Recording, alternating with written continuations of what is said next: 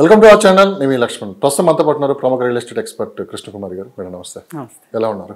బాగున్నానండి. ఎస్, గత నెలలో అమరావతి గురించి దేశవ్యాప్తంగా మళ్ళీ ఒక పెద్ద ఎత్తున చర్చ అయితే నడిచింది. మళ్ళీ ఎన్డీఏ కూటమి అధికారంలో రావటం, చంద్రబాబు నాయుడు గారు మళ్ళీ అమరావతి మీద ప్రత్యేక దృష్టి పెట్టి పునర్నిర్మాణం మళ్ళీ స్టార్ట్ చేయబోతున్నారు. సో మళ్ళీ రీసెంట్గా నిన్న కేంద్ర ప్రభుత్వం ప్రవేశపెట్టిన బడ్జెట్లో అమరావతికే 15,000 కోట్ల రూపాయలు కేటాయించడం, అవసరమైతే మరిన్ని నిధులు కూడా ఇస్తూ ఉంటాం కూడా ఇది ఒక అమరావతికి శుభపరిణామం అని చెప్పుకోవచ్చు. సో కొంతమంది కొన్ని అపోహలు ఉన్నాయి. సో ఈ బడ్జెట్ చూసిన తర్వాత ఈ అపోహలను కూడా తొలగిపోయాయి. ఇక నుంచి అమరావతిలో పనులు ఎంత వేగంగా జరగబోతున్నాయి, సో రియల్ ఎస్టేట్ పరంగా అంటే ఆ చుట్టుపక్కల ఎలా ఉంటుందంటే మీరు ఏం చెప్తారు? నో డౌట్ అండి. మనం ఆ రోజున అదే మాట అంటున్నాం, ఈరోజు అదే మాట. అమరావతికి ఇంకా డోకా లేదు. ఈ నిధులు కూడా మంచి నిధులు వచ్చినాయనే చెప్పుకోవచ్చు. పైగా ఇవి 8 నెలలకే 15,000 కోట్లు. మళ్ళీ మార్చిలో మళ్ళీ బడ్జెట్ వస్తుంది.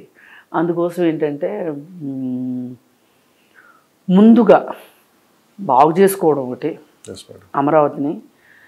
అంటే తుప్పలు గిప్పలు అన్నీ వచ్చేసినాయి, కమిటీ కూడా వేయడం కూడా జరిగింది. అవన్నీ అక్కడ స్క్రాప్ అంతా తీసేయడం. అలాగే 90% అయిన బిల్డింగులు కూడా కంప్లీట్ చేయని బిల్డింగులు ఉన్నాయి. 80%, 70% అట్లా ఉన్నాయి.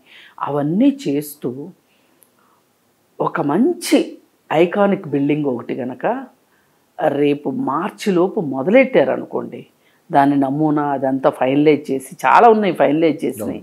పెద్ద వర్క్ అంటే గ్రౌండ్ వర్క్ పెద్దగా చెయ్యక్కర్లా, కానీ పట్టాలు ఎక్కిచ్చేస్తే చాలు.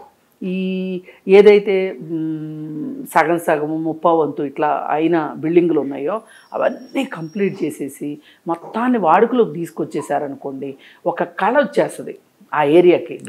ఎప్పుడైనా సరే వాళ్ళు కావాలని దాని కళ అంతా పోయేటట్లు చేశారు వైసీపీ ప్రభుత్వం వాళ్ళు. వాళ్ళ ఎజెండా అంతా వైజాగ్ మీద ఉంది కాబట్టి ఇక్కడ అమరావతిని ఇలా శ్మశానం అని వాళ్ళు అన్నారు. శ్మశానంలాగా తయారు చేశారు 5 సంవత్సరాల్లో.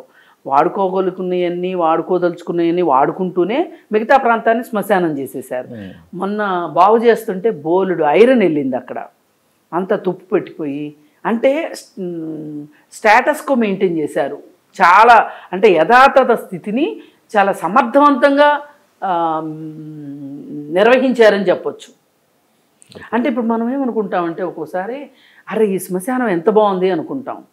శ్మశానాల నిర్వహణ కూడా మామూలు విషయం ఏం కాదు.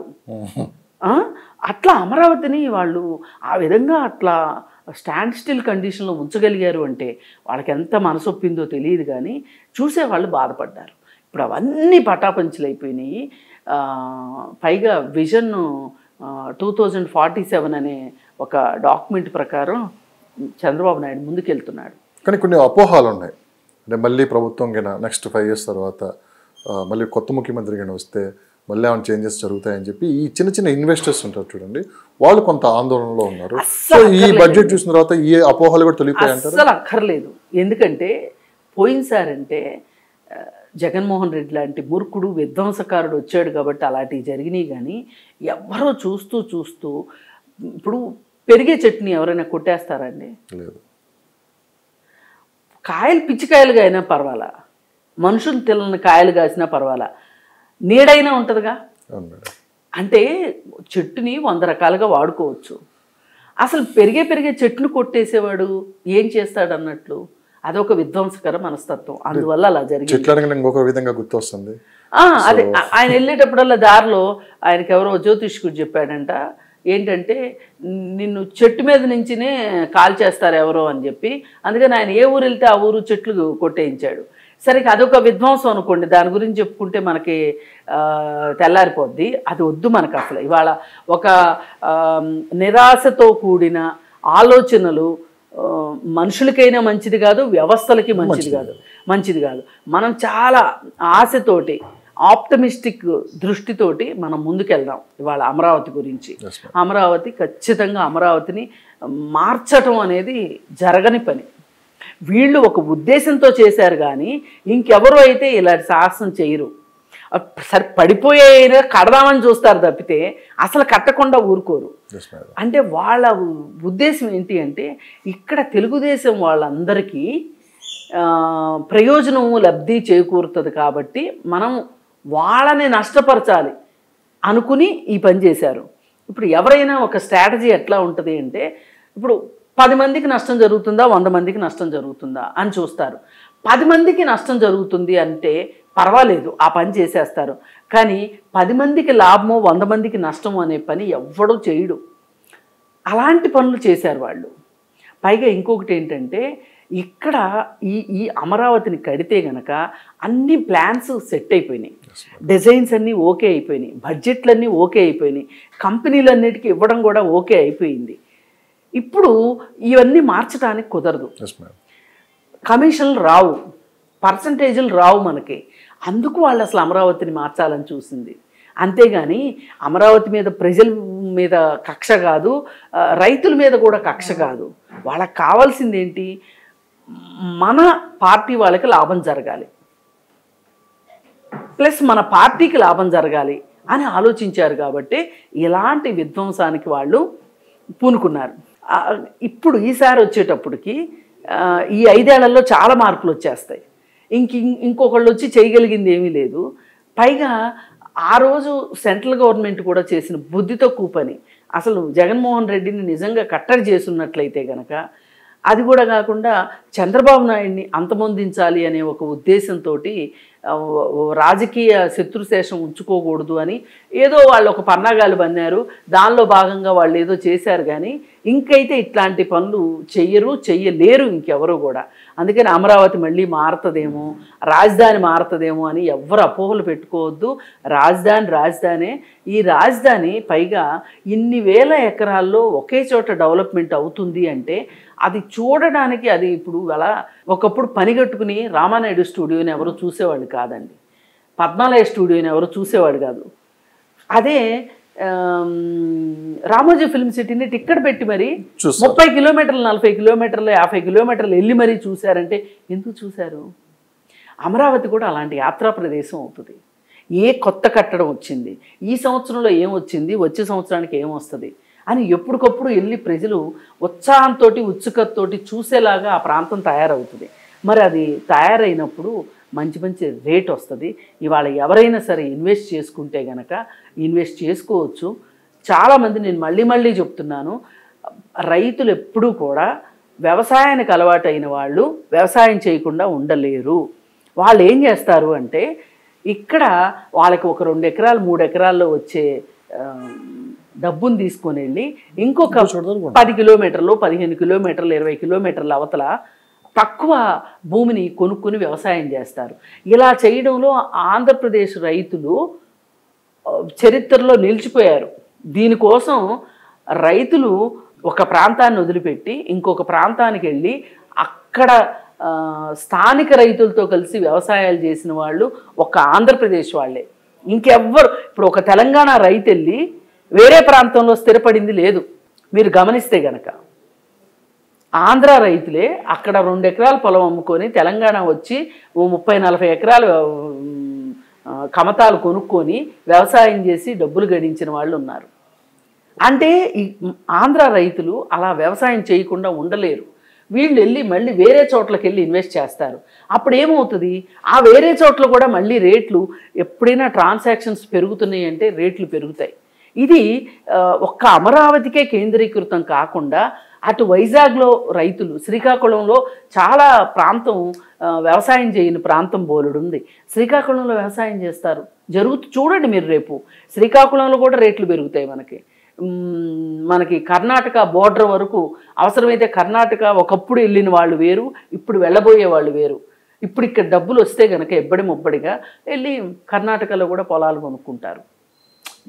ఎక్కడైతే ఏమైంది, మన వాళ్ళు ట్రాన్సాక్షన్స్లో ముందుకెళ్తారు.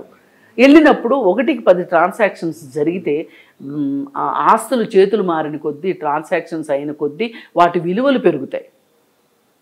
అందుకని ఎవరైనా సరే నిర్భయంగా ఈరోజు ఇన్వెస్ట్మెంట్ చేసుకోవాలి అంటే కనుక అమరావతి ప్లస్ అమరావతి చుట్టుపక్కల ప్రాంతాల్లో కూడా కొనండి. ఎక్కడైనా సరే పొలం దొరికింది అంటే మనం కనుక ఎఫర్ట్ చేయగలిగి ఉంటే కనుక ఇవాళ ఆంధ్రప్రదేశ్లో ఇన్వెస్ట్ చేసుకోవడం అనేది ఒక మంచి అవకాశం. సో మనకున్న సమాచారం అంటే మనకున్న సమాచారమే కాదు బయట కూడా కొన్ని గుసగుసలు వినిపిస్తున్నాయి. ఆ రోజు ఎవరైతే అమరావతిని వ్యతిరేకించారో, అమరావతి మీద దుష్ప్రచారం చేశారో వాళ్ళు పెద్ద ఎత్తున అమరావతిలో భూములు కొన్నారని చెప్పి ఒక లీకేజ్ అయితే బయటకు వచ్చింది. అది ఎంతవరకు నిజం అనుకోవచ్చు? అంటే వాళ్ళు జరగబోయే అంటే నెక్స్ట్ రిజల్ట్ ఏం రాబోతుందో ముందే తెలిసి మళ్ళీ చంద్రబాబు నాయుడు గారు అధికారంలోకి వస్తారని చెప్పి ఊహించి వైఎస్ఆర్సీపీ నాయకులే కొంతమంది అమరావతిలో పెద్ద ఎత్తున భూములు కొన్నారని చెప్పి వినిపించిన మాట, ఇది ఎంతవరకు నిజం అంటే? జరుగుద్దండి. వ్యాపారస్తుడికి పార్టీలతో సంబంధం లేదు, వ్యాపారస్తులకి ప్రాంతాలతో సంబంధం లేదు, వ్యాపారస్తులకి చాలా చాలా మీలాగా నాలాగా వాళ్ళకు ఉండే రాగద్వేషాలు కూడా వాళ్ళకు ఉండవు, సెంటిమెంట్స్ ఉండవు. సెంటిమెంట్స్ ఉంటే వ్యాపారాలు చేయలేరు. వ్యాపారస్తుల లక్షణం అది. అవసరమైతే ఉరితాళ్ళు కూడా అమ్ముతారు వ్యాపారస్తులు.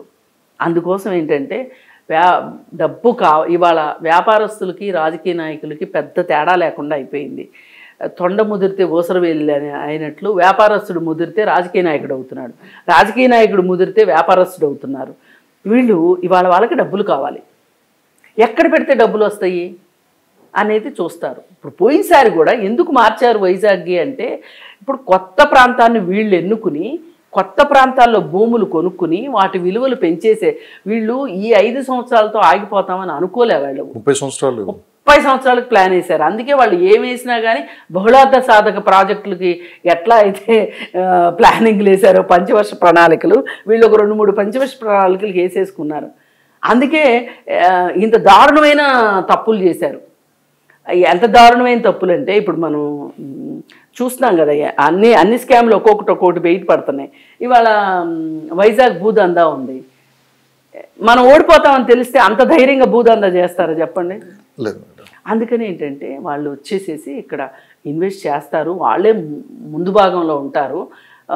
పైగా ఇప్పుడు వాళ్ళు ఎంతో కొంత డబ్బు సంపాదించుకోవాలనే ఉద్దేశంతో ఆరామస్థాన్ లాంటి వాళ్ళ చేత ఇంకొకళ్ళ చేత వేణుస్వామి లాంటి వాళ్ళ చేత జ్యోతిష్కాలు చెప్పించుకొని బెట్టింగులు చేసి డబ్బులు సంపాదించారు. బెట్టింగ్లు ఎక్కువ వైసీపీ వాళ్ళు, లాస్ట్ మినిట్లో వైసీపీ వాళ్ళకే వచ్చినాయి డబ్బులు. అది అందుకని ఏంటంటే వాళ్ళు ఆ డబ్బులన్నీ తీసుకొచ్చి అమరావతిలోనే పెడతారు. అంటే డబ్బులున్న వాళ్ళు ఎవరైనా, ఇప్పుడు మీరున్నారండి, ఒకప్పుడు కాశ్మీర్లో ఎవరో కాశ్మీర్ కాని వాళ్ళు కొనుక్కోవడానికి లేదు, ఆర్టికల్ 370 ఉండేది. అలా ఆంధ్రప్రదేశ్లో అదేం లేదు కదా. పైగా ఇది ఏమీ గిరిజన భూములు కూడా కాదు కదా, ఎవరైనా కొనుక్కోవచ్చు, డబ్బులుంటే చాలు. ఇప్పుడు చాలామంది బినామీలు వచ్చేస్తారు చూడండి మీరు, డిఎల్ఎఫ్ లాంటి వాళ్ళు బినామీలతో అక్కడ కొనుక్కుంటారు. ధైర్యంగా కొనుక్కోదలుచుకుంటే పేరు పెట్టి కొనుక్కుంటారు. ఇప్పుడు అంబానీ అదానీ లాంటి వాళ్ళు కూడా ఆ భూముల్లో మీద కన్నేసి ఉండొచ్చు.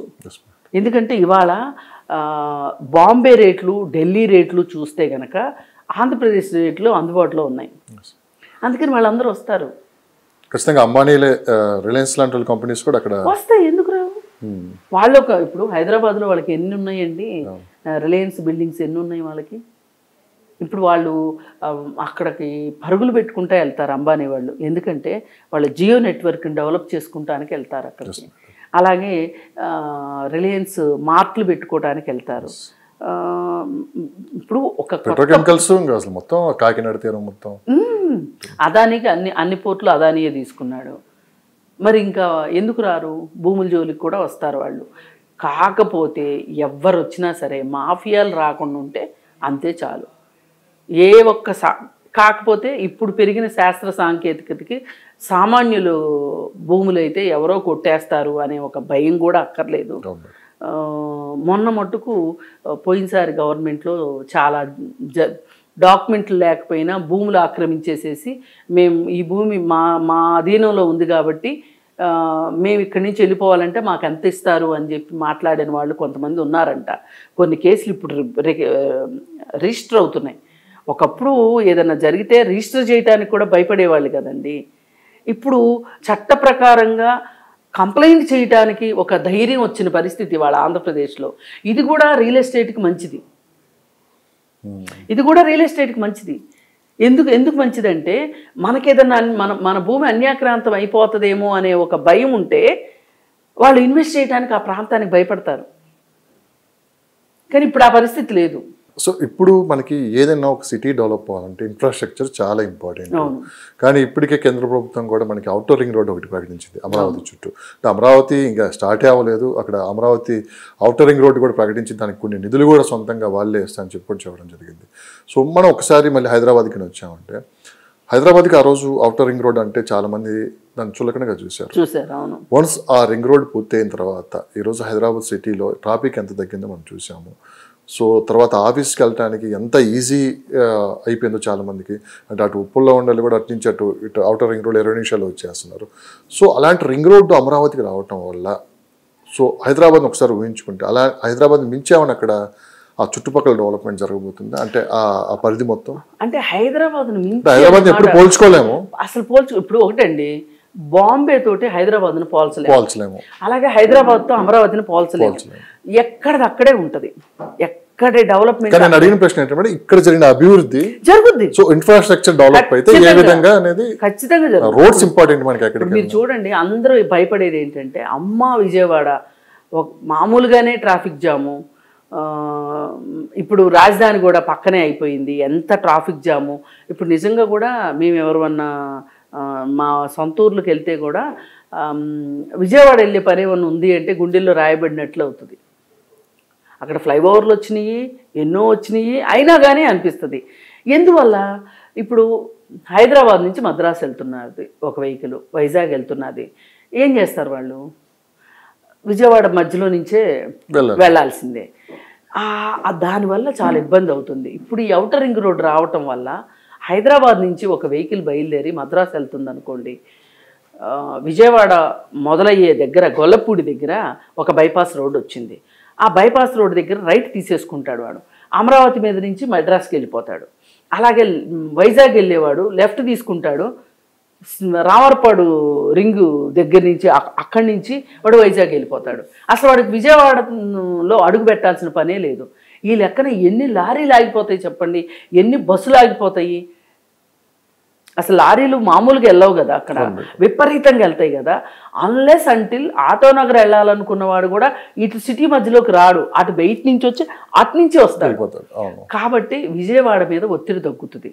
విజయవాడ మీద ఒత్తిడి ఎప్పుడైతే తగ్గుతుందో మనుషులకి ఇప్పుడు ఇంత ఖాళీ అవుతుంది, ఎంతో కొంత విజయవాడ ఖాళీ అయినప్పుడు కొత్త పరిశ్రమలు రావటానికి కానీ, అంటే ఏమైనా ఆఫీసులు అట్లాంటివి రావటానికి, ఇప్పుడు ఇంకా అమరావతిలో ఆఫీసులు అయ్యి పెట్టాలంటే ఇంకా టైం పడుతుంది.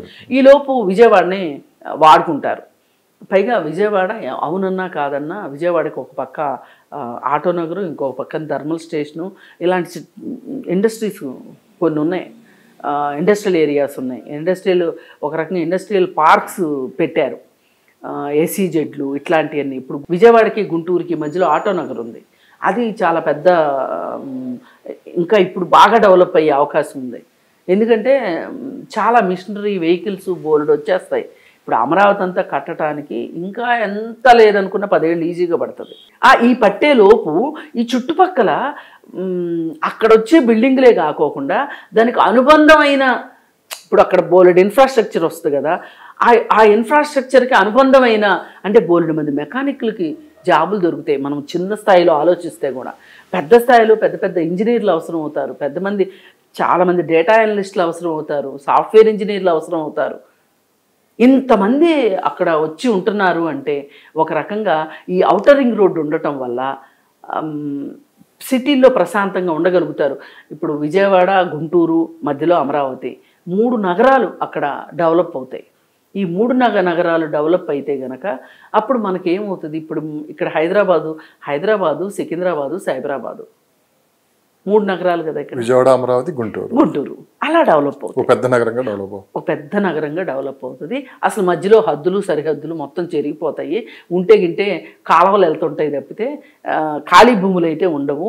ఇంకా వ్యవసాయం అనేది అక్కడ ఈ 3 ప్రాంతాల మధ్యలో వ్యవసాయం అనేది లేకుండా, అందుకే నేను అంటున్నా, రైతులు డిమాండ్ ఉన్నది పండించడానికి రైతు ఎప్పుడు సిద్ధంగానే ఉంటాడు.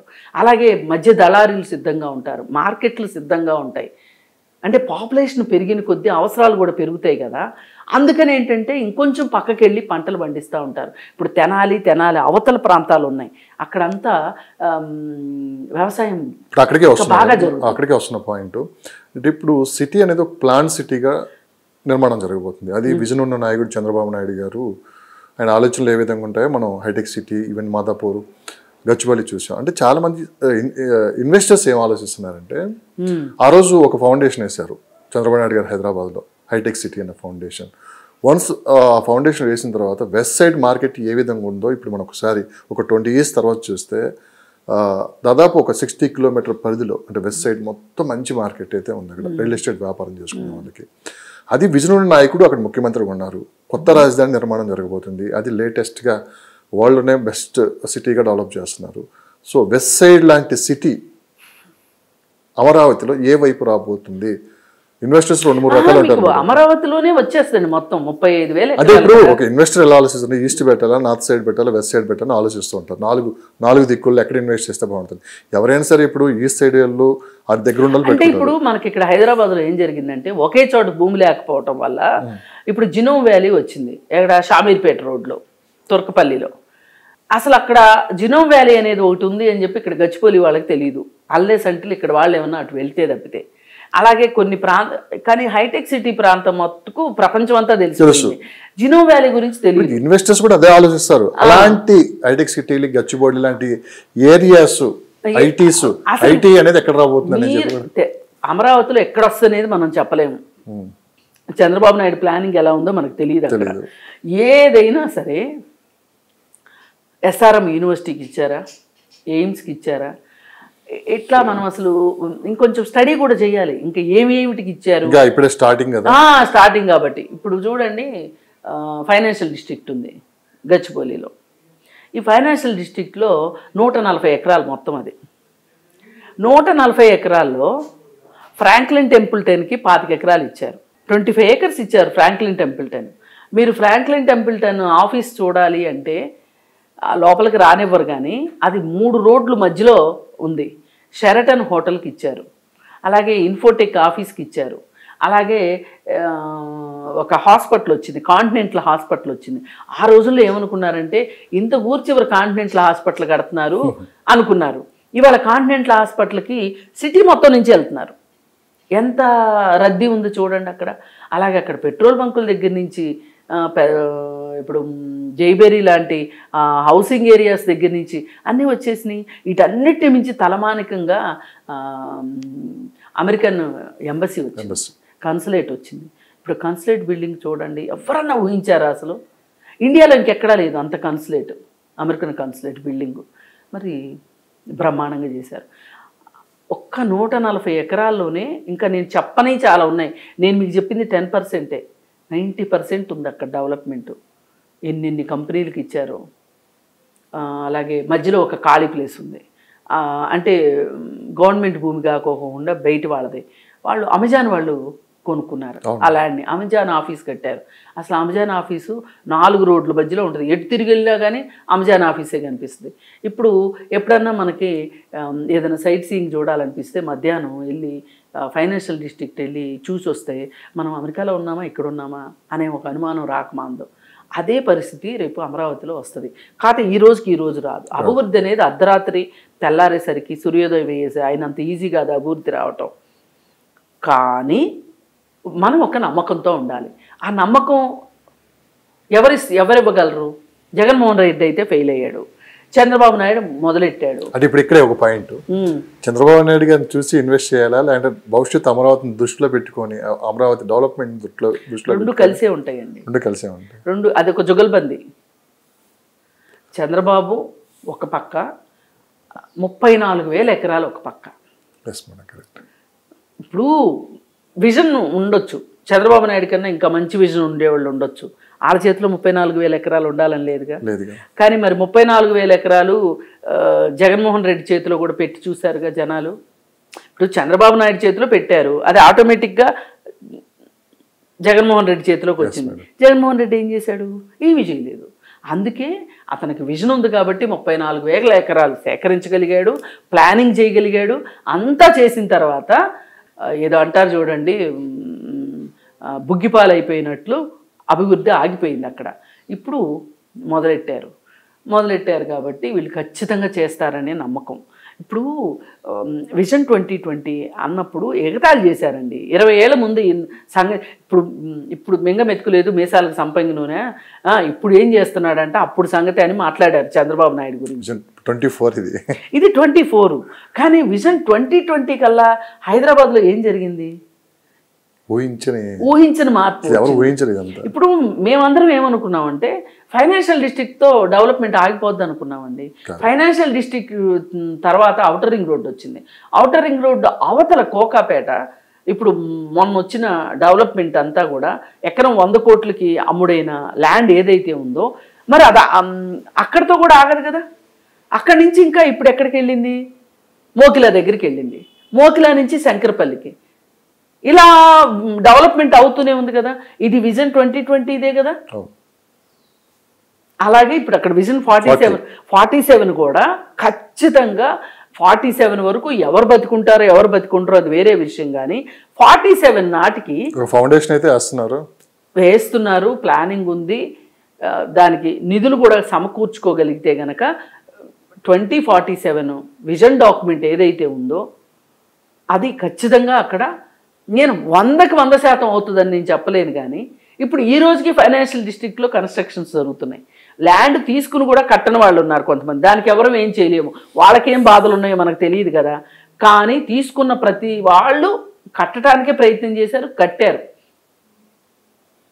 ఇంకా అక్కడక్కడ ఖాళీలు ఉన్నాయి. కానీ ఇప్పుడు అది ఏమైంది? ఈ 140 ఏకర్స్లో వచ్చిన డెవలప్మెంట్ వల్ల ఈ ఫైనాన్షియల్ డిస్ట్రిక్ట్కి లేని పక్క ల్యాండ్స్కి కూడా విపరీతమైన డిమాండ్ వచ్చింది వాళ్ళ. సో ఒకటి మేడం, ఇటు ఎన్ఆర్ఐలు కావచ్చు, ఇన్వెస్ట్ చేసేవాళ్ళు అంటే ఇన్వెస్ట్ చేసేవాళ్ళు దాదాపు ఒక 90% పీపుల్ మిడిల్ క్లాస్ పీపులే ఉంటారు. ఎందుకంటే పెద్ద ఎత్తున ఇన్వెస్ట్ చేసేవాళ్ళు అంటే ఒక 10% ఉంటారు. వాళ్ళు ఇక్కడ కొన్నా వాళ్ళకి ఒక ప్లానింగ్తో వెళ్తూ ఉంటారు. తక్కువ బడ్జెట్లో ఉండాలి. ఏంటంటే ఎక్కడ ఇన్వెస్ట్ చేస్తే మనకి 5 to 5 yearsలో మంచి రిటర్న్స్ వస్తాయి, ఇవాళ పెట్టుబడి పెడితే రేపు డబ్బులు వస్తాయని చెప్పి ఆలోచించే వాళ్ళు ఎక్కువ మంది ఉంటారు.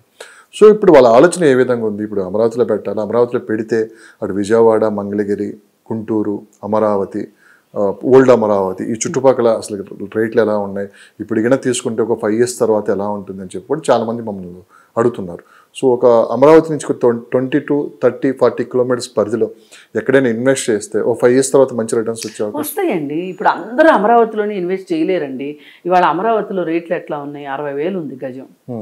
అంటే ఎంత ట్రాన్సాక్షన్ అవుతుందో చెప్పలేం. కానీ టాక్ అయితే 60,000 అని వచ్చింది.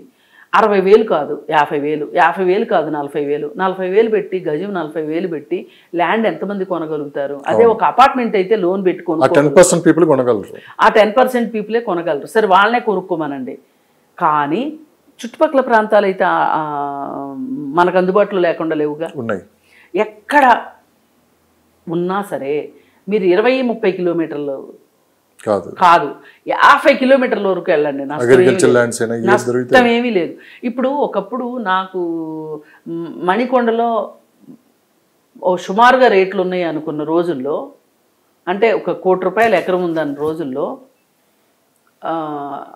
1,00,000 రూపాయలకి 2 లక్షల రూపాయలకి శంకరపల్లిలో ల్యాండ్ దొరికిందండి. ఎకరం 1,00,000 2 లక్షల్లో దొరికింది. ఇది నేను మీకు ఏ సంవత్సరం కూడా చెప్తా, 2006, 2005 ఆ ప్రాంతంలో 1,00,000 రూపాయలకి దొరికింది. చేవెళ్లలో 1,00,000 రూపాయలకి దొరికింది ల్యాండ్. అక్కడ కొనుక్కున్న వాళ్ళు ఇక్కడ ల్యాండ్ అమ్మి అక్కడ కొనుక్కున్న వాళ్ళు ఇవాళ రేట్ ఎంత ఉందో తెలుసా అండి? సుమారుగా మినిమం 4 కోట్లు ఉంది శంకరపల్లి. మినిమం 4 కోట్లు. ఎన్ని రెట్లు పెరిగింది? అందుకే నేనేమంటున్నా, ఎవరైనా సరే ఇవాళ డబ్బులున్న వాళ్ళు అమరావతికి ఒక 50 కిలోమీటర్ల డిస్టెన్స్లో కొనేసుకోండి. అమరావతిలోనే కొనుక్కోవాలి అనేది లేదు ఎక్కడ. అందరికీ అయ్యప్ప సొసైటీలోనే దొరుకుతుందని లేదు, అందరికీ మాదాపూర్లోనే దొరుకుతుందని లేదు, అందరికీ గచ్చిబౌలిలోనే దొరుకుతుందని లేదు, అందరికీ కోకాపేటలో కూడా దొరకదు కదా. అన్నట్లు మాదాపూర్, హైటెక్ సిటీ, గచ్చిబౌలి అన్నీ ఒకప్పుడు పొలాలు. మీరు చెప్పినట్టు ఒక 20 years బ్యాక్ ఆ టైంలో అక్కడ కొనుక్కోగలిగిన డబ్బులు ఉన్న వాళ్ళు అక్కడ కొనుక్కున్నారు. శంకరపల్లిలో కొనుక్కోగలిగిన వాళ్ళు శంకరపల్లిలో కొనుక్కున్నారు. మీకు ఇంకా శంకరపల్లి నుంచి ఇప్పుడు తాండూరు, వికారాబాదు అక్కడ దాకా వెళ్ళిపోయింది. ఇప్పుడు వికారాబాద్లో హెచ్ఎండిఏ లేఅవుట్లో గజం 20,000. నేను ఇంక తక్కువే చెప్తున్నా. మరి ఇలా ఉంది. హెచ్ఎండిఏ లేఅవుట్ అంటే ఎప్పుడైనా సరే మంచి ధర వస్తుంది దానికి. పంచాయతీ లేఅవుట్లకు రావు, కానీ హెచ్ఎండిఏ హుడా లేఅవుట్స్కి వస్తాయి. అలాంటి లేఅవుట్లో చూసి ఒక ప్లాట్ కొనేసుకోండి మన దగ్గర ఉన్న డబ్బులతోటి. రేపు పొద్దున ఇల్లు కట్టుకోవచ్చు. డబ్బులు అయితే ఎక్కడికి పోవండి.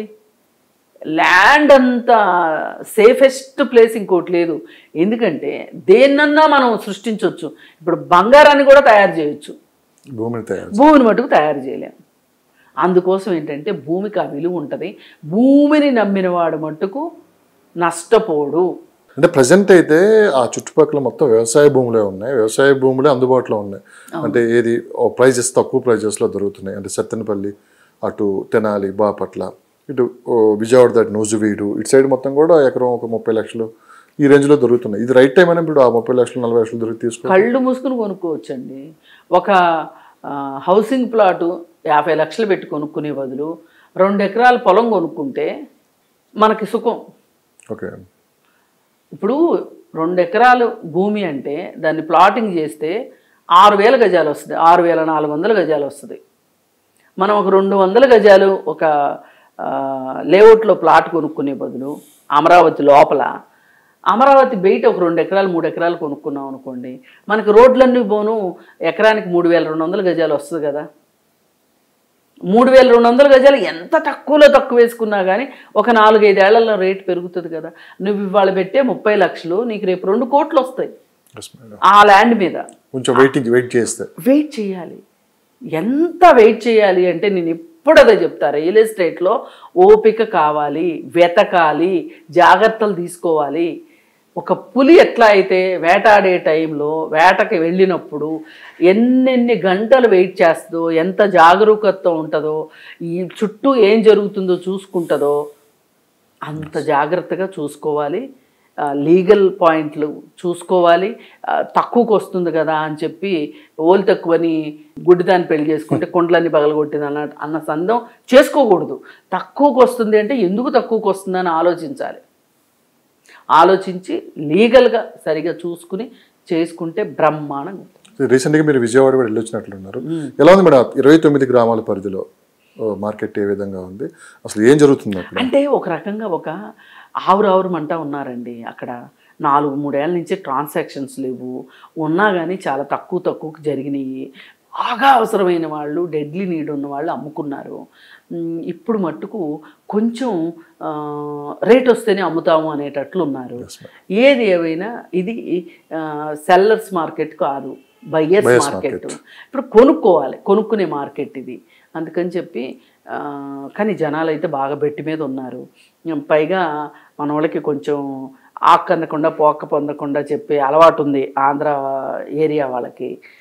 అంత తొందరగా డిమాండ్ ఉంటే ఖచ్చితంగా మీరైనా నేనైనా ఆంధ్రాలోనే కదండి, ఎవరైనా సరే డిమాండ్ ఉంటే ఖచ్చితంగా చెప్తూ ఉంటారు. అంటే ఎలా ఉంటుంది అంటే నేను ఎందుకన్నానంటే మేడం ఈ మాట, ఇప్పుడు హైదరాబాద్లో చాలా బడా కంపెనీస్ ఉన్నాయి, రియల్ ఎస్టేట్ కంపెనీస్. కొన్ని అమరావతి వైపు చూస్తున్నాయి, అక్కడ కూడా వాళ్ళ కార్యకలాపాలు. ఇప్పుడు రామకృష్ణ హౌసింగ్ వాళ్ళు ఉన్నారండి, అపర్ణ వాళ్ళు ఉన్నారు, జైబెరీ వాళ్ళు ఉన్నారు. ఇట్లా కొంతమంది ఆల్రెడీ అక్కడ ల్యాండ్ ఉంది, ల్యాండ్ బ్యాంక్ ఉంది వాళ్ళ దగ్గర.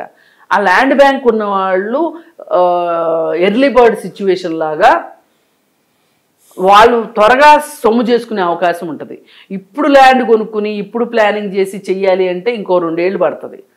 అదే వీళ్ళు ఆల్రెడీ ప్లానింగ్ లో ఉన్నారు, కొంత కన్స్ట్రక్షన్ చేసి ఉన్నారు కాబట్టి అందుకే ఇప్పుడే తీసుకునే వాళ్ళకి మంచి రైట్ టైం అని చెప్పి అదే కన్స్ట్రక్షన్స్ లో తీసుకోవాలి అనుకున్న ఒక అపార్ట్మెంట్ తీసుకోవాలనుకునే వాళ్ళు తీసేసుకోవడం కరెక్ట్. వాళ్ళకి మంచి గెయినింగ్ ఉంటుంది. ఇవాళ హైదరాబాద్లో ఒకప్పుడు 20 లక్షలు 25 లక్షలకి మణికొండలో అపార్ట్మెంట్ దొరికేది, కొత్త అపార్ట్మెంట్. ఇప్పుడు 75 లక్షలు పెట్టింది అపార్ట్మెంట్ దొరకట్లా. 1000-1200 ఎస్ఎఫ్టీది 70 లక్షలకు వెళ్ళిపోయింది. 70 లక్షలకు వెళ్ళిపోతే మరి ఇదే విధానంగా అక్కడ పెరగదని ఎందుకు కొనుక్కోవాలి? అందుకని ఎవరన్నా అపార్ట్మెంట్లు అమ్ముతుంటే కొనుక్కోవచ్చు. ఏదైనా పిండి కొద్దీ రొట్టండి, మన చేతిలో ఎంత డబ్బులు ఉన్నాయి చూసి కొనుక్కోవడమే. మళ్ళీ ఆస్తి మీద మీరు పెట్టగలిగితే, డబ్బులుంటే మీ దగ్గర, లోన్ వచ్చే అవకాశం ఉంటే లోన్ తీసుకుని కొనుక్కున్నా కానీ తప్పు లేదు. అది హైదరాబాద్ కావచ్చు, అమరావతి కావచ్చు. హైదరాబాద్ కావచ్చు, అమరావతి కావచ్చు. డిస్టెన్స్ కొంచెం తగ్గుతుందా మేడం? అంటే ఇప్పటికే అంటే హైదరాబాద్ టు విజయవాడ 300 కిలోమీటర్లు ఉంది, కానీ అమరావతి నుంచి సపరేట్గా ఒక రోడ్ వేస్తున్నారు, ఒక 70 కిలోమీటర్ల పరిధి వరకు తగ్గే అవకాశం ఉంది అంటున్నారు. ఓ పక్క అవుటర్ రింగ్ రోడ్ వస్తుంది, మరో పక్క హైదరాబాద్కి RRR వస్తుంది. ఇంకా పెద్దగా దూరం అయితే కనిపించట్లేదు 2 రాష్ట్రాల రాజధానులకి.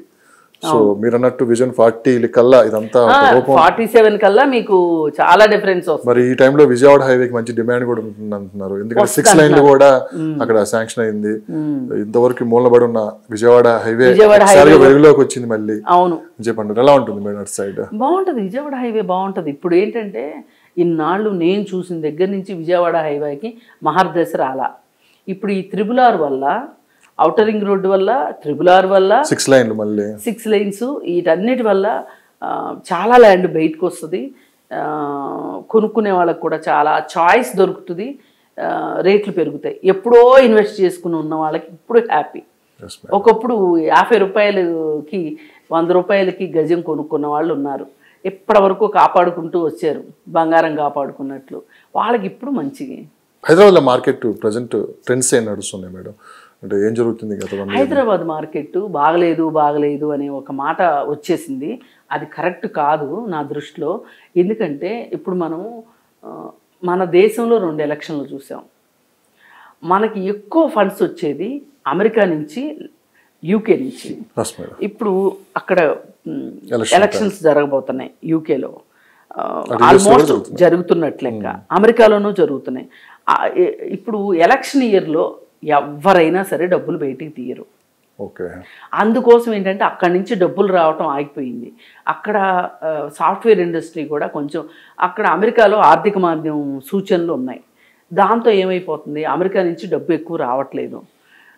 ఈ పరిస్థితుల్లో ఏమైందంటే అక్కడి నుంచి ఇన్వెస్ట్మెంట్స్ రావట్లేదు కాబట్టి ఇక్కడ మార్కెట్ కొంచెం స్టాగ్నేట్ అయింది. పైగా పోయిన సంవత్సరం మనకి ఒక 6 నెలల క్రితం నుంచి, అంటే 2023 జూన్ నుంచి ఎలక్షన్ ఫీవర్లోకి వెళ్ళిపోయింది. అక్కడి నుంచి మళ్ళీ ఇప్పుడు మనం 2024 జూను జూలైకి వచ్చేసేసాం. ఇప్పటికి మామూలుగా కొంచెం స్టెబిలైజ్ అయ్యి మార్కెట్ స్టార్ట్ కావాలి లెక్క. కానీ ఒక 10 రోజుల నుంచి మార్కెట్ మళ్ళీ పుంజుకుంటారు. అదే నేను చెప్తున్నా.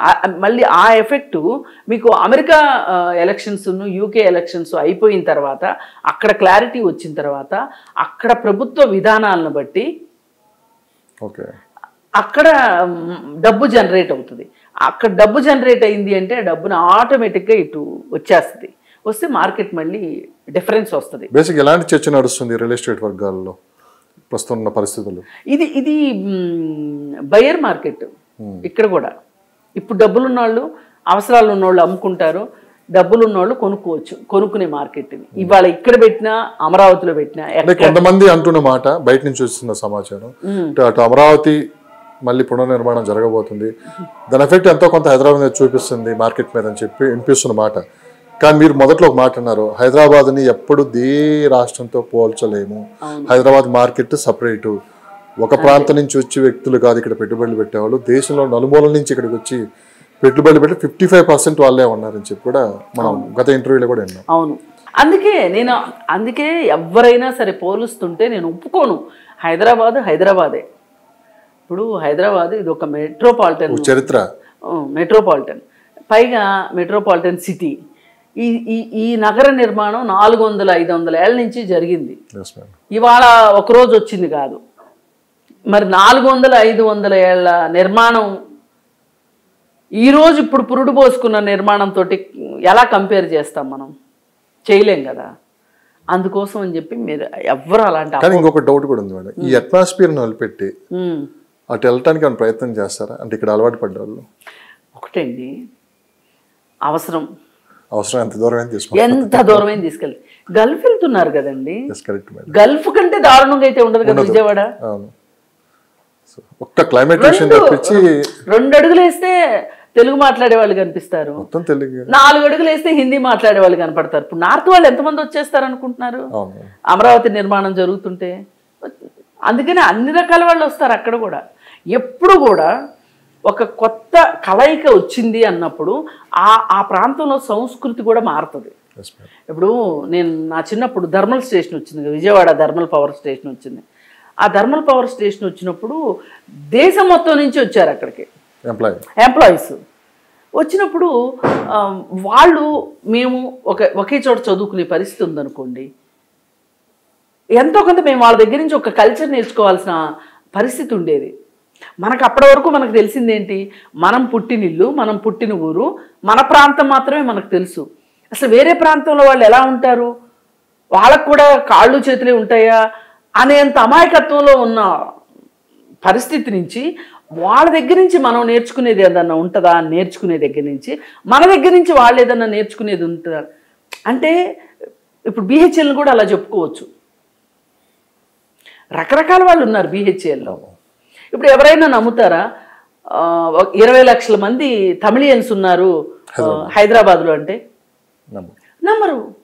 ఇప్పుడు మీరు సికింద్రాబాద్ వైపు వెళ్ళండి, ఆఫ్రికన్ కంట్రీస్లో ఖాళీ ఉంది. అందుకని ఏంటంటే ఇక్కడ రకరకాల వాళ్ళు వచ్చేసేసి ఇక్కడ స్థిర నివాసాలు ఆవాసాలు ఏర్పరచుకున్నారు. ఇప్పుడు విజయవాడలో ఆటోనగర్ ఉంది కదా, ఆటోనగర్ అంతా అంటే మోటార్ ఫీల్డ్, చాలామంది పంజాబీలు ఉన్నారు విజయవాడలో. హైదరాబాద్ లో కూడా ఉన్నారు. అది వేరే అక్కడ ఎండ ఉందా వాన ఉందా ఏముంది అనేది చూడరు. ఇప్పుడు అమెరికాలో ఎంతమంది గుజరాతీలు పెట్టుబడిదారులకి స్వర్గధామం అని చెప్పుకోవచ్చు ఈ ప్రస్తుతానికైతే. అదే ఇటు హైదరాబాద్ మీద కావచ్చు, అమరావతి మీద కావచ్చు, కొంతమంది కొన్ని అపోహలు సృష్టిస్తున్నారు. మార్కెట్ పడిపోయింది, అనవసరంగా ఇప్పుడు మీరు ఇన్వెస్ట్ చేస్తున్నారు, ఇది రైట్ టైం కాదు అని చెప్పి చాలా మంది కొన్ని అపోహలు సృష్టిస్తున్నారు. కొంతమంది అపోహలు నమ్మి ఇన్వెస్ట్ చేయడానికి వెనకాడుతున్నారు. మీరు దీనికి ఏం చెప్తారు? ఇప్పుడు ఇలాంటి గ్యాంగ్ ఎప్పుడు ఉంటారండి, అపోహలు సృష్టించే వాళ్ళు ఉంటారు, వాటిని నమ్మి నష్టపోయే వాళ్ళు. సాధారణంగా రాజకీయ నాయకులు అయితే కొన్ని ఇలాంటి చేస్తూ ఉంటారు. మామూలు వాళ్ళు కూడా ఏదైనా ఒక భూమిని కొనాలి, ల్యాండ్లో ఇన్వెస్ట్ చేయాలి, ఒక ఆస్తి కొనుక్కోవాలి అనుకునే వాళ్ళకి ఉండాల్సిన లక్షణాలు ఏంటి అంటే మార్కెట్ సర్వే ఫస్ట్, తరువాత లీగాలిటీ నెక్స్ట్, ఆ తర్వాత రేటు గురించి ఆ తర్వాత ఆలోచించాలి. ఎక్కువైనా తక్కువైనా అమ్మేటప్పుడు ₹1 తక్కువైనా అమ్మేయాలి. అమ్మేయదలుచుకున్నప్పుడు అమ్మటానికి మనకేవో కొన్ని రీజన్స్ ఉంటాయి, అవసరాలు ఉంటాయి, లేకపోతే ఇన్వెస్ట్మెంట్ మార్చాలని ఉంటుంది. అలాంటప్పుడు అమ్మేయాలి. కొనాలి అని అనిపించింది, మీకు నచ్చింది, ఆ భూమిలో నుంచున్నప్పుడు మీకు ఇది మంచి భూమి అనిపించింది అంటే అదొక సైకాలజీ, మనకు అర్థమవుతుంది. ఒక కంఫర్ట్. ఇప్పుడు ఎవరన్నా ఇంటికి వెళ్ళామనుకోండి, ఊపిరాడకుండా ఉంటుంది ఆ ఇల్లు. ఈ ఇంట్లో వీళ్ళు ఎలా ఉంటున్నారని మనసులో మనకు ఒక ఐడియా వస్తుంది. ఆ క్షణం వెళ్ళిన పని చూసుకొని మళ్ళీ వాళ్ళ ఇంటికి వెళ్ళాలి అని అనిపించదు. అట్లాంటి ఇళ్ళు కొన్ని ఉంటాయి. కానీ కొన్ని ఇళ్ళు ఉంటాయి, ఇలాంటి ఇల్లు మనం కూడా కట్టుకుంటే ఇలాంటి ఇల్లు కట్టుకోవాలి, ఈ పద్ధతిలో కట్టుకోవాలి, భలే కంఫర్టబుల్గా ఉంది అనిపించే ఇళ్ళు ఉంటాయి. అలాగే ఆస్తులు కూడా ఏదైనా ఒక పొలం వెళ్ళినప్పుడు ఆ భూమిని చూసినా కానీ, ఆ మట్టి రకాన్ని నాణ్యతను చూసినా కానీ, అక్కడ నీటి వసతి చూసినా కానీ, కనెక్టివిటీని చూసుకున్నా కానీ మనకు నచ్చింది అనుకోండి, ఆలోచించకూడదు. ₹1 ఎక్కువైనా కొనేయాలి. అపోహలు అయితే నమ్మొద్దు. మనం ఇప్పుడు అన్ని ఎందుకంటే మేడం ఎలక్షన్లు అయిపోయినాయి. ఇప్పుడు ఏపీ తెలంగాణలో ఎలక్షన్లు అయిపోయినాయి. మీరు అన్నట్టు అటు యూకేలో కావచ్చు, యూఎస్లో కూడా ఎలక్షన్ కూడా దాదాపు ఇంకా ఒక 1 or 2 months లో ఇదంతా అయిపోతుంది. మొత్తం అపోహలను తొలగిపోయి మార్కెట్ 2025 జనవరి నుంచి మార్కెట్ ఒక రకంగా ఉంటుందండి, ఒక రేంజ్కి వెళ్తుంది. అంటే స్పీడ్ అందుకుంటుంది. మనం స్పీడ్ అందుకునే లోపు ఇప్పుడు ఒకటండి, బస్సు ఆగి ఉన్నప్పుడు ఎక్కడం ఒక రకం, కొంచెం స్టార్ట్ అయినప్పుడు ఎక్కడం ఒక రకం, స్పీడ్ అందుకున్నాక ఎక్కామనుకోండి ఉంటామో పోతామో తెలియదు, అప్పుడు ఎక్కడం మట్టుకు కరెక్ట్ కాదు. ఇప్పుడు బస్సు వచ్చి ఆగింది బస్ స్టాండ్లో, 2 తెలుగు రాష్ట్రాల్లో అంతే. 2 తెలుగు రాష్ట్రాల్లో అమరావతిలో పెట్టుకోవచ్చు, హైదరాబాద్లో పెట్టుకోవచ్చు, అందుబాటులో ఎక్కడ అవసరమో అక్కడ. అది అవసరము, అందుబాటు, ఇష్టము, ఈ 3 కలిసి ఉన్న చోట ఇన్వెస్ట్ చేసుకోవాలి. 2 తెలుగు రాష్ట్రాలు 2 కళ్ళ లాంటి రియల్ ఎస్టేట్కి 100% అంటే ముందు కూడా ఏ విజన్తో అయితే ఇద్దరు ముఖ్యమంత్రులు ముందుకెళ్తున్నారో అటు రియల్ ఎస్టేట్ పరంగా కావచ్చు, అటు ఇన్వెస్టర్స్ కూడా మంచి లాభాలు. ఇప్పుడు కొంతమంది మార్కెట్లో ఎప్పుడూనండి నిరాశాపరులు ఉంటారు, నిరాశవాదులు ఉంటారు. వాళ్ళకి అసలు ఏదన్నా ఒక మంచి వార్త వింటే కూడా దీని వెనక ఏముండొచ్చు అని శంకించేవాళ్ళు, నెగిటివ్ ఎక్కువ నెగిటివ్ మైండ్ ఉండేవాళ్ళు ఉంటారు. పైగా మేము మాత్రమే తెలివైన వాళ్ళము, మాకే ఇలాంటి ఐడియాలు వచ్చినాయి చూడండి అన్నట్లు ఉండేవాళ్ళు కొంతమంది. అవి ఇని దాపే వాళ్ళు ఎంతవరకు కరెక్ట్ అంటే వాళ్ళు సొంత డబ్బులు పెడుతున్నారు.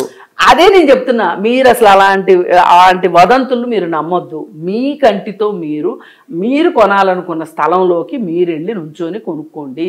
ఇప్పుడు ఎవరైనా సలహా అడిగారు అనుకోండి, చాలా మందికి ఏముంటుందంటే వాళ్ళు కొనుక్కోలేనప్పుడు వీళ్ళని కూడా డ్రాప్ చేయించే వాళ్ళు ఉంటారు చాలా మంది గొప్పవాళ్ళు. అందుకని ఏంటంటే మీరు ఒక లాయర్ని నమ్ముకోండి, ఈ ప్రాంతంలో ఏమేమి రాబోతున్నాయి అనేది ఆలోచించండి. దీన్నే మార్కెట్ సర్వే అంటే. సర్వే చేసుకోండి, మీకు మీరు వ్యక్తిగతంగా చేసుకోగలరు. చేసుకొని ఈ ఏరియాలో నేను ముందే ఆలోచించుకోవాలి, నేను ఇల్లు కట్టుకోవడం కోసమా ఇన్వెస్ట్మెంట్ పర్పసా, మన పర్పస్ కూడా ఇంపార్టెంట్ అక్కడ చూసుకుని చేసుకుంటే. ఇప్పుడు డబ్బులున్న వాళ్ళకి ఈ మాత్రం తెలివితేటలు లేకపోవడం అనేది ఉండదు. మనం ఎవరి మీద ఆధారపడే బదులు ఈ విధంగా మన సొంత బుర్రను ఉపయోగించి మనం చేసుకుంటే. ముగించే ముందు ఒక చిన్న ప్రశ్న మేడం, నేను ఒక ప్రెస్ మీట్కి అటెండ్ అయ్యాను. నేను ఒక ఐటీ కమిషనర్ ఏపీ తెలంగాణకి. అంటే ఇప్పుడున్న బెస్ట్ రిటర్న్స్ ఏమైనా ఉన్నాయంటే అది ఒక్క రియల్ ఎస్టేట్లోనే చెప్పి కూడా ఆయన చూడటం జరిగింది. దానికి ఒక చిన్న ఎగ్జాంపుల్ కూడా జరిగింది. అంటే రూపాయి పెడితే 10 నుంచి 20 రూపాయల దాకా రిటర్న్స్ తీసుకోవచ్చు, అన్ని లాభాలు ఉన్నాయి అన్నారు. సో నిజంగానే రియల్ ఎస్టేట్లో అంత లాభాలు ఉన్నాయా మేడం? ఎందుకు ఉండవండి. మనకి ఎగ్జాంపుల్ చెప్తున్నా కదా, మేము 600 రూపాయలు పెట్టి గజం 600 రూపాయలు పెట్టి మణికొండలో కొన్నాం. ఇవాళ 1,20,000 గజం పోతుంది. ఇప్పుడు నానక్రామ్గూడ ఏరియాలో ఫైనాన్షియల్ డిస్ట్రిక్ట్ పక్కన జనచేతన వెంచర్ ఉంది. ఆ వెంచర్లో రేటు 1,600 రూపాయలు గజం. అది 4 సంవత్సరాల ఇన్స్టాల్మెంటు. అది ఎప్పుడు మొదలైంది? 2000, 2001, 2002 ఆ ప్రాంతంలో మొదలైంది. ఇవాళ అక్కడ రేటు 2 లక్షలు. ఎందుకు 2 లక్షలు పలుకుతుంది? పక్కన ఫైనాన్షియల్ డిస్ట్రిక్ట్ వచ్చింది. ఫైనాన్షియల్ డిస్ట్రిక్ట్ వస్తుందని చెప్పి ఎవరన్నా కలగన్నారా? కలగనలేదు. కాకపోతే ఊహించిన విషయం ఏంటి అంటే ఆల్రెడీ అప్పటికే హైటెక్ సిటీలో డెవలప్మెంట్ స్టార్ట్ అయింది కాబట్టి ఇటువైపు అటు స్ప్రెడ్ అవటానికి లేదు, జూబ్లీ హిల్స్లోకి స్ప్రెడ్ అవటానికి లేదు, మాదాపూర్, పంజగుట్ట, శ్రీనగర్ కాలనీ వెళ్ళటానికి లేదు. మరి అది ఎక్స్పాండ్ అయితే ఎటు వెళ్తుంది అని ఆలోచించిన వాళ్ళు నానక్రామ్గూడలో కొన్నారు. జూబ్లీ హిల్స్లో డెవలప్మెంటు ఎక్స్పాన్షను ఎటువైపు ఉంటుంది? ఇప్పుడు జూబ్లీ హిల్స్ నెత్తి మీద నీళ్లు పోసామండి, ఎటు వస్తాయి? అటు వెళ్తాయి, ఇటు వస్తాయి. కానీ ఇటువైపు వెళ్ళడానికి అవకాశం ఉంది, అటువైపు వెళ్ళడానికి అవకాశం లేదు. రియల్ ఎస్టేట్లో 30 సంవత్సరాలు ఏంది కంప్లీట్? 27 ఏళ్ళు. 27 సంవత్సరాలు. 27 సంవత్సరాలు కరెక్ట్గా మీరు అన్నట్టు 25 సంవత్సరాల్లో హైదరాబాద్ రూపురేఖలే మారిపోయాయి. మీరు చూశారు స్టెప్ బై స్టెప్ ఎలా డెవలప్ అయ్యకుండా వచ్చిందో. ఈరోజు వరల్డ్లోనే నెంబర్ 1 సిటీగా ఇది డెవలప్ అవుతుంది. అదే సిటీ ఏ విధంగా డెవలప్ అయిందో మీ ఊహకు అందుతుందా అమరావతి ఈ విధంగా ఉండబోతుంది? ఖచ్చితంగా అవుతుందండి. ఎందుకు అవ్వదు అనుకుంటున్నారు? ఎందుకు అవుతుందో నేను చెప్తాను. కావాల్సింది ఏంటి? ఇన్ఫ్రాస్ట్రక్చర్ కావాలి. పైగా ఒక ప్లానింగ్ ఉన్న సిటీ రావాలి అంటే చేతి నిండా ల్యాండ్ ఉండాలి. ఇప్పుడు నేను పిండి కొద్ది రొట్టె అని అనింది అందుకే. ఇప్పుడు నువ్వు ఇంత పిండి ఉంది, రకరకాల సైజుల్లో, రకరకాల డిజైన్లలో, రకరకాలుగా నీ క్రియేటివిటీ ఉండాలే కానీ రకరకాల రొట్టెలు చేసుకోవచ్చు. నీకు ఇంత పిండే ఇచ్చి టెక్నాలజీ సిటీగా డెవలప్ అవుతుంది. అది ఒక హెల్త్ సిటీ అవుతుంది, ఒక మూల ఎడ్యుకేషన్ సిటీ అవుతుంది, టెక్నాలజీ సిటీ అవుతుంది. ఇన్ఫ్రాస్ట్రక్చర్ అంత ఉంది అక్కడ, అంత అవకాశం ఉంది. ఎంప్లాయ్మెంట్ కూడా కావాలి, ఎంప్లాయ్మెంట్ ఉంటుంది, ఎంప్లాయ్మెంట్ వస్తుంది. ఇది ఒక మంచి వరం అనుకోవచ్చు. ఇప్పుడు కొత్తగా చాలా మంది బయటకు వచ్చే వాళ్ళకి ఇప్పుడు ఎంప్లాయ్మెంట్ అక్కడికి క్రియేట్ అయితే. చంద్రబాబు నాయుడు గారు ఎలక్షన్ ఇయర్లో చెప్పారు దాదాపు 20 లక్షల మంది ఉద్యోగాలు కల్పిస్తారని చెప్పి కూడా. అమరావతికి నిజంగానే అనుకున్న టైంకి అంటే వాళ్ళు చెప్పారు 3.5 years అని, సరే 5 సంవత్సరాలు వేసుకుందాం. ఈ 5 సంవత్సరాలు ఖచ్చితంగా అక్కడికి డెవలప్మెంట్స్ కింద జరిగితే ఎంప్లాయ్మెంట్ 20 లక్షలు కాకపోయినా కానీ ఖచ్చితంగా వాళ్ళు చెప్పిన దాంట్లో 60 to 70% అక్కడ ఎంప్లాయ్మెంట్ వచ్చే అవకాశం అయితే స్పష్టంగా కనపడుతుంది, స్పష్టంగా కనిపిస్తుంది. అందుకని అమరావతికి తిరుగులేదు. అమరావతి ఇప్పుడు ఈరోజు మనం హైటెక్ సిటీ గురించి గచ్చిబౌలి గురించి ఎలా మాట్లాడుకుంటున్నామో, జినోమ్ వ్యాలీ గురించి ఎలా అమరావతి గురించి ఎవరికెవరో మాట్లాడుకోవాలి. మాట్లాడుకుంటారు. Thank you madam, thank you so much, thank you.